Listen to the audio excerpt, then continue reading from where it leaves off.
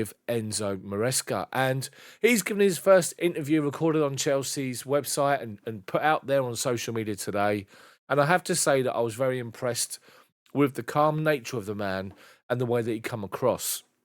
Now, Maresca comes with a big reputation based on what he did at Leicester last season, where he completely changed the way they decided to play football. Keenan Dewsbury Hall in his interview has said the guy is top. The guy is just got a passion for football, and he managed to create this culture at Leicester where he completely changed everything, and everyone bought into it. And Dewsbury Hall himself loved it. He said the guy is determined, he's driven, but he's also someone that can be sort of give you that one-on-one human touch as well, which is good to hear. But as for Maresca himself, the just important messages he gave from his interview today to create the right culture and to improve the players day by day, because then you're going to improve the team. He also spoke about the fact that his style is quite clear, and also the main point is a winning mentality at the football club. But and he sort of confirmed, when you come to Chelsea, you've got to win. He said we need as soon as possible the right mentality, the right culture that the fans can be proud of the team. He also said that we'll be aggressive with and without the ball, which is another positive that we all want to hear. And he also said that he needs to create that connection with the fans. And Chelsea are one of the best teams and best clubs in the world. The message basically was to trust the process and his idea. Now, Maresca doesn't come along. I sort of said he comes with a big reputation for what he did at Leicester last season, but before that, he'd been managing for 6 months? But you can only commend him for what he achieved at Leicester in the Championship, as arguably one of the toughest leagues to get out of, to get into the Premier League. And he took Leicester to the title.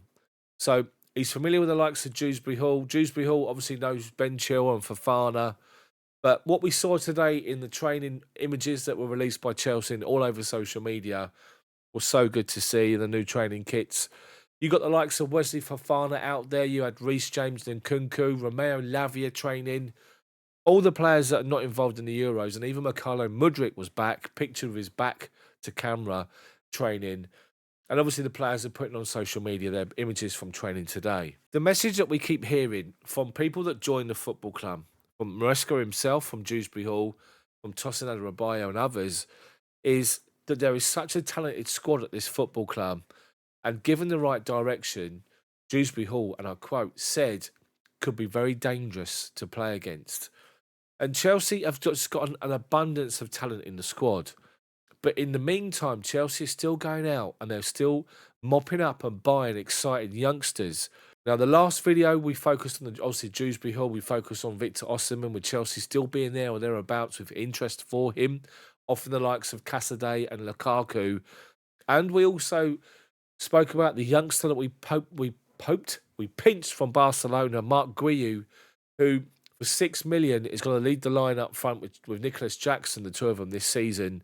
Chelsea are quite happy to go with those two by the sounds of it. Obviously, with Nkunku floating around either on the left or playing up front as well. And another exciting talent. But then you look at the news again today, and Renato Veiga, a 20-year-old left-sided centre-back who can also play left-back and also in defensive midfield, who's already made a number of appearances for Basel last season, is about to rubber stamp tomorrow a potential a deal for around, they're quoting 12 million to join the football club. Veiga is only 20. Someone that's going to come into the football club. Will he go out on loan with Strasbourg or somewhere else? You have to wait and see. Because in the centre-back position, we've already got Tosin Adarabioyo, we've got Levi Colwill, we've got Axel Disasi, we've still got Benoit Badiashile and Trevor Chalobah. 5 into 4 doesn't go. One of those is going to go. If I have a preference, it'd be Badiashile, just because I think that we need to keep hold of Chalobah, because I think Chalobah's outstanding. Badiashile is a good, decent defender, but I still think Chalobah's outstanding. For me, I'll keep him. But we have to wait and see.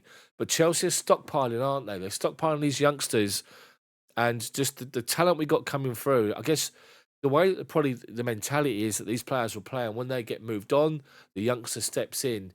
And that's going to be the approach for Chelsea now over the coming 3, 4, 5, 6 seasons. And then there's another signing that's been announced by David Ornstein here. Chelsea reached agreement in principle with Atlanta United to sign Caleb Wiley, 19-year-old US left-back.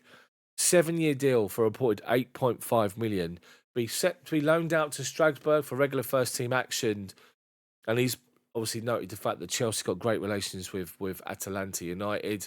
Another signing, another left-back, another 19-year-old coming into the football club to go out on loan. Chelsea are going to have abundance of these players at this sort of age that are going to be there or thereabouts, pushing for the first-team squad. And if you think about it, competition for places is good for the first teamers to keep them on their toes. But these are all exciting, highly rated signings. And Wiley, Caleb Wiley, is being heavily touted as one of the most exciting players in America, in the American team. He's going to go to the Olympics this summer with the USA. But yet another one, so Renato Veiga and Caleb Wiley, will be announced this week and confirmed by the football club. 2 more youngsters, 20 and 19, left-sided centre-back and a left-back. Chelsea are stockpiling. What do you think about all that, about the stockpiling and these youngsters coming into long contracts to go out, get first-team football and hopefully push for the first team at Chelsea in a season or two's time? What do you think about all that? Or do you think we should be focusing purely on the first team first and foremost? So now to 2 players that have been linked with a move away. And I've already mentioned one of them earlier, and it's Conor Gallagher. And Conor Gallagher is being eyed by Atletico Madrid, who are really keen to try and sign him, probably because of his ethic, his work rate, and just the way that he plays. I'm hoping Chelsea don't sell him. I really do hope they don't sell him, because this guy will lead our press. Captain last season, the guy pretty much set the tone but for more than a few games last season and took everybody with him. And I just think that if we get rid of him, I think it's absolutely scandalous. But Atletico Madrid believes they can try and get a deal done for Gallagher, and I sincerely hope that's not the case. What do you think about Gallagher? Do you think he's got a place in the squad and in Maresca's plans this season with the way Maresca plays? Let me know what you think in the comments section. Finally, forgotten man Kepa is returning to Chelsea and his future's up in the air. Now, as we know, he went to Real Madrid after Thibaut Courtois was injured, out for most of the season. Kepa went over and made that position his own, but then lost out to Lunin and become second fiddle to him. And then when Courtois returned towards the end of the season, Kepa was third choice. He comes back to Chelsea and you have to query and question his future. Will the manager decide that he wants him and he believes in him, or will Chelsea cash in and sell him? There is reports that he's got big offers from Saudi to take him over there, and I wouldn't be surprised if Chelsea decide to cash in. Paid big money for him in the first place. They might try and cash in. I guess we have to wait and see. What do you think of Kepa? Do you think he's got a future here if he's given a chance to prove himself? Let me know in the comment section. And finally on the video, I just want to talk about England just for a second. And somehow we've got ourselves through to the semi-final. We've not been playing well at all. I don't think we've had a sustained 90 minutes of playing really well.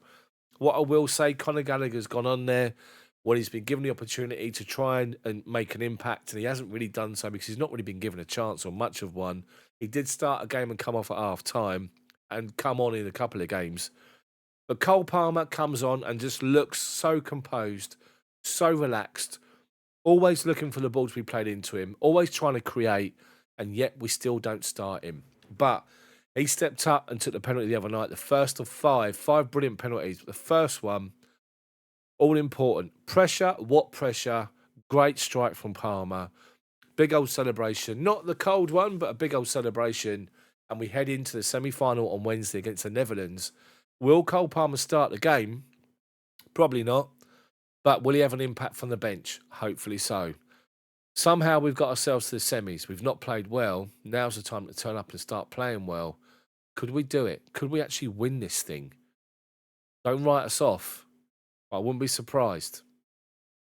Anyway, guys, that's it from me. Chelsea news update, a little bit there on England. Hopefully you've enjoyed it. If you have, drop a like on it, subscribe to the channel, and also hit the bell for notifications. And let me know what you think about anything discussed in the video. Apologies for the voice. Got a bit of a cold coming on. But hopefully you guys are all good. Thanks so much for watching and your support. See you next time.